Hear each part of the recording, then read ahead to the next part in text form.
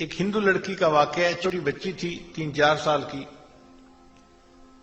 وہ اپنی ایک کلاس فیلو کے گھر کھیلنے جاتی تھی، جیسے چھوٹے بچے ایک دوسرے کے گھر کھیلنے چلے جاتے ہیں.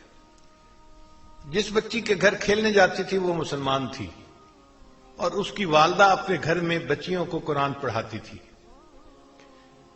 چنانچہ اس کی کلاس فیلو لڑکی کچھ دیر کھیلتی اور پھر اس کی والدہ اس کو قرآن پاک پڑھنے کے لیے بلا لیتی. اس کا دل چاہتا کہ میں ابھی گھر نہ جاؤں، تو یہ اس کے ساتھ قرآن پاک پڑھنے بیٹھ جاتی. ہندو لڑکی ہے، ہندو گھرانے کی. اس نے ابتدائی قاعدہ بھی پڑھ لیا، پھر باقاعدہ قرآن مجید اپنی کلاس فیلو کے ساتھ پڑھنا شروع کر دیا. ماں باپ کو کچھ خبر نہیں. جب مسلمان لڑکی نے ناظرہ قرآن پاک پڑھنا مکمل کیا تو اس نے بھی مکمل پڑھ لیا.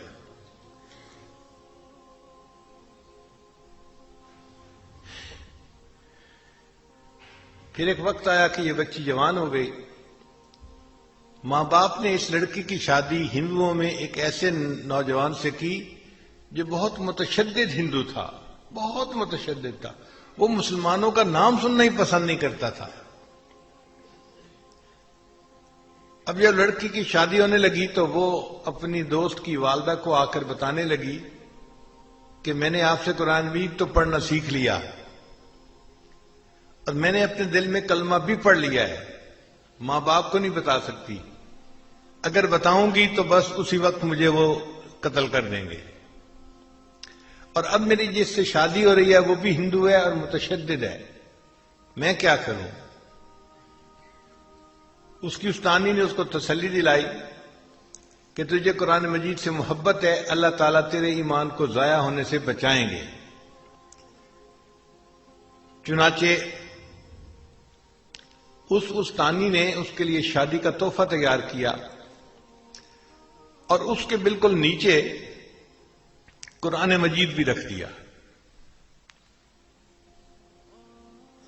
جب تحفہ دیا تو اس نے اس کی والدہ کو کہا، لڑکی کی والدہ کو، کہ اس کی پیکنگ ہم نے بہت خوبصورت کروائی ہے، ہمارا دل چاہتا ہے کہ یہ بچی اس پیکنگ کو یہاں نہ کھولے، اپنے سسرال میں جا کے کھولے. تو ماں باپ نے بات کو مان لیا.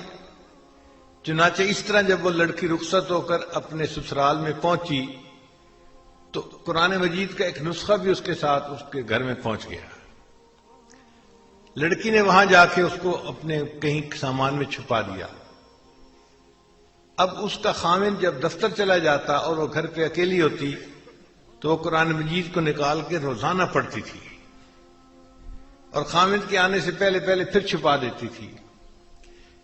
کئی سال اس نے اسی طرح گزار دیے، حتیٰ کہ وہ حاملہ ہو گئی.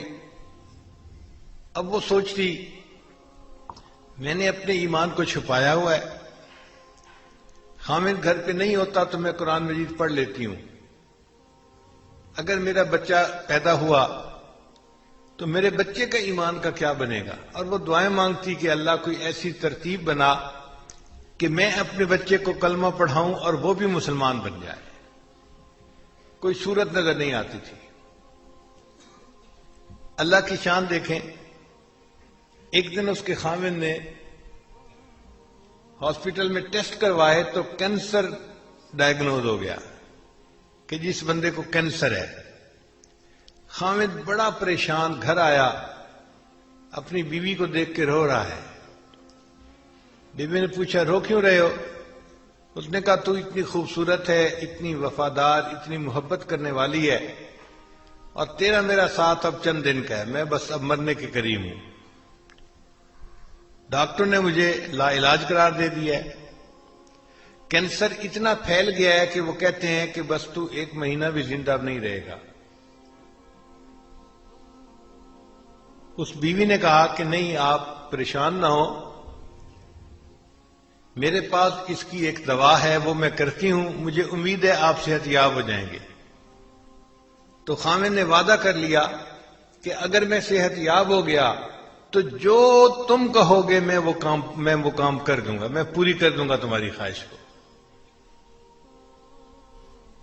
اس لڑکی نے سورہ فاتحہ پڑھ کے اس کو دم کرنا شروع کر دیا، کیونکہ اس نے اپنی استانی کو دیکھا تھا، وہ بیمار بچوں کو سورہ فاتحہ پڑھ کے دم کیا کرتی تھی۔ خاوند پوچھتا تم یہ کیا کر رہی ہو؟ وہ کہتی کہ میں تمہارا علاج کر رہی ہوں، تمہارا میرا وعدہ ہے، اگر تم صحت مند ہو گئے تو بس میری بات کو مانو گے۔ تو خاوند نے اس سے مزید پوچھنا چھوڑ دیا کہ تم کیا کرتی ہو کیا نہیں کرتی۔ اللہ کی شان، 1 مہینہ وہ لڑکی اس کو سورہ فاتحہ پڑھ کے دم کرتی رہی۔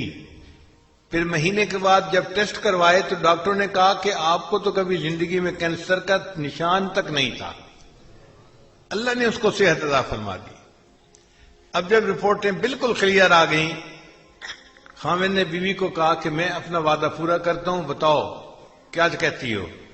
اس نے کہا کہ آپ کلمہ پڑھو، مسلمان ہو جاؤ۔ اس نے پوچھا تم یہ بات کیوں کر رہی ہو؟